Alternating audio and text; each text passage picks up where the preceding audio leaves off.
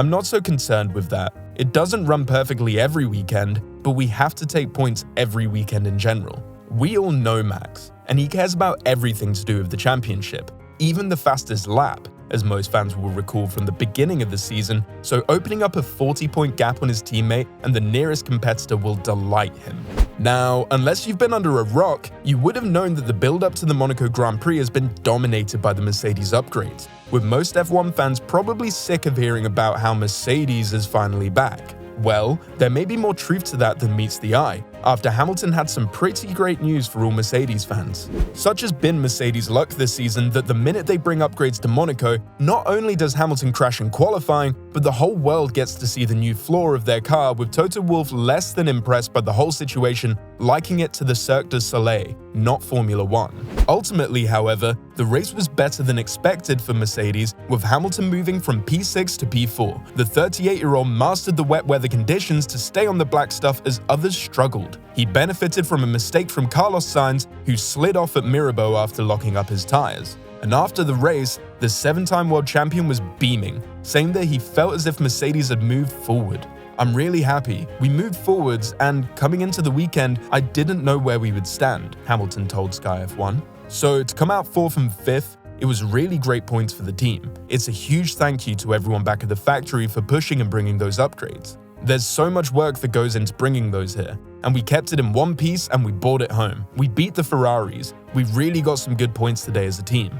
It could have been even better for Mercedes, but Russell ultimately let himself down with his own admission that he got distracted. Russell looked like benefiting from a slow stop for Alpine's Esteban Ocon and a late call to the intermediates for Ferrari's Carlos Sainz to climb 3rd as the rain hit the Principality in the final third of the race. But after his pit stop for intermediates on lap 55, Russell appeared to get distracted by a yellow flag for a lapped Lance Stroll and joined the Aston Martin driver up the Mirabeau escape road. That not only dropped Russell behind Ocon and teammate Lewis Hamilton, but as he rejoined the racing line, he was hit by Red Bull's Sergio Perez, which cost the Briton a 5-second penalty for an unsafe rejoin. I'm really kicking myself because P3 was almost guaranteed. There was a yellow flag, I backed off, and as soon as I touched the brakes, I locked up and followed Stroll up the escape road. Probably, if there wasn't a yellow flag there, I would have just been focusing more. I wouldn't have gone off and cost the team a comfortable P3. Life is full of should've could've moments, and this was certainly one for the young British driver,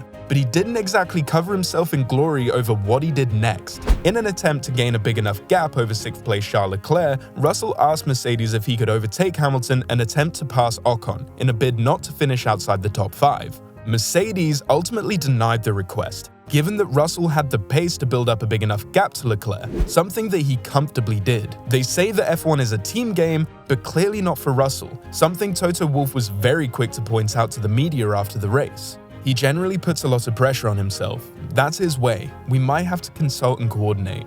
I don't think he also really thought we would swap the positions. I said we aren't even discussing that. Staying calm is important. Without his exit, it would have been a podium finish. We were ahead of Ocon, Wolff told Service TV. The Mercedes team boss was, however, ultimately happy with the performance of the team. It was a race where you could do a lot wrong and fly off the track, but the pace was really good in the rain. The strategy choices were right, and then that's a result we can be happy with today, continued Toto.